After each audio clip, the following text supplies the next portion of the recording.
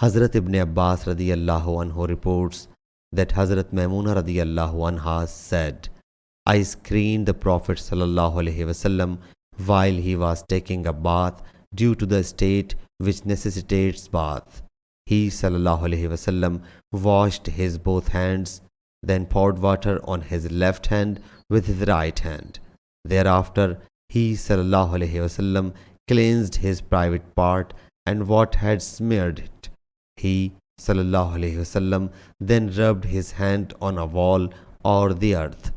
Afterwards, he sallallahu alaihi wasallam performed ablution as is performed for the prayer leaving feet. He sallallahu alaihi wasallam then poured water all over his body, and thereafter getting aside washed his feet. Abu Awana and Ibn Fadl corroborated him regarding screening. Sahih Bukhari, Hadith number 281.